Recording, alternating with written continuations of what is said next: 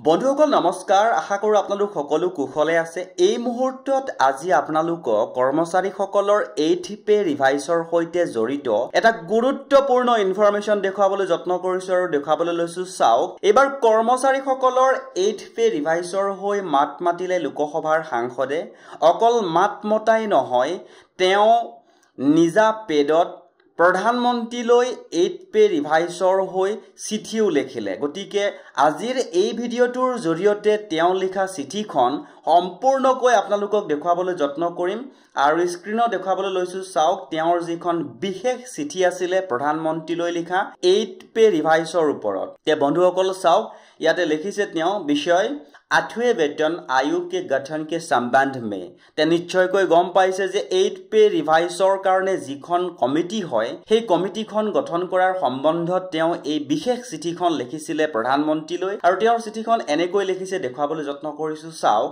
महोदय मैं आपका ध्यान 8वें वेतन आयोग के गठन के संबंध में आकृष्ट करते हुए सादर अवगत कराना चाहता हूं कि देश के विकास में एवं सरकार की योजनाओं को धरातल पर आम जनमानस तक पहुंचाने में केंद्र सरकार एवं राज्य सरकार के कर्मचारियों एवं अधिकारियों का महत्वपूर्ण योगदान होता है सरकारी कर्मचारियों का वेतनमान भत्ते एवं अन्य सेवा शर्तें समय समय पर समीक्षा एवं अद्यतन किए जाने की आवश्यकता होती है ताकि वे महंगाई और जीवन यापन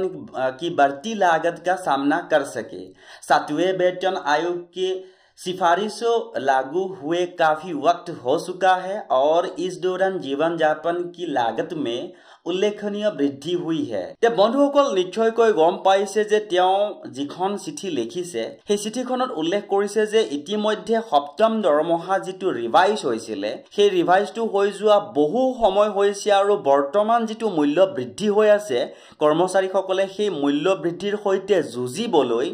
8th পে ৰিভাইজ হোৱাটো অতিকৈ আৱশ্যক বুলি তেওঁলোকে উল্লেখ কৰিছে আৰু এইটো এটা খুবেই ভাল খবৰ যে তেওঁ কৰ্মচাৰীসকলৰ হৈ সদনত মাত মাতিছে বুলি ক'ব লাগিব কাৰণ তেওঁ এখন বিশেষ চিঠি প্ৰধানমন্ত্ৰীলৈ লিখিছে তে বন্ধুসকল ইয়াৰ পাছৰ ইনফৰমেশন সমূহ দেখাবলৈ যত্ন কৰিছো চাওক ইয়াতে লিখিছে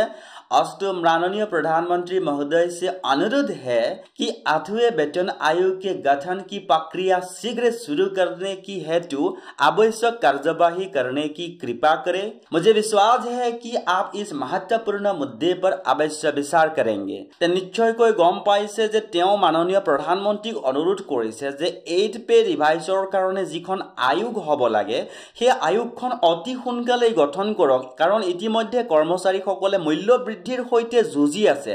আৰু গতিকে হাতত সময়ও কম আছে গতিকে এইখিনি ক্ষেত্ৰত তেওঁ এটা খুব গুৰুত্বপূৰ্ণ অনুৰোধ কৰি এখন প্ৰধানমন্ত্ৰীলৈ চিঠি লিখাটো এইখিনি সময়ত কৰ্মচাৰীসকলৰ কাৰণে এটা গুৰুত্বপূৰ্ণ ইনফৰমেশন হিচাপে বিবেচিত কৰা হৈছে কাৰণ ইতিমধ্যে 2026 চন আহি আছে আৰু এইখিনি সময়ত তেওঁ এখন গুৰুত্বপূৰ্ণ চিঠি প্ৰধানমন্ত্ৰীলৈ লিখিছে আৰু তেওঁৰ যিখন পেড হয় তেওঁ পেডতে তেওঁ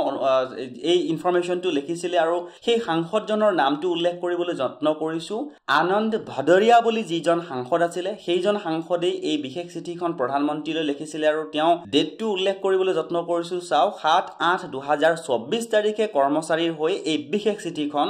লিখিছিলে তে বন্ধুসকল আগলৈকো যদি এনেকুৱা গুৰুত্বপূৰ্ণ কিছুমান ইনফৰমেশন আপোনালোকে পলকতে পাই থকাটো বিচাৰে তেনেহলে চেনেলটো সাবস্ক্ৰাইব কৰি হাতত ৰাখিব বুলি আশা ৰাখিলো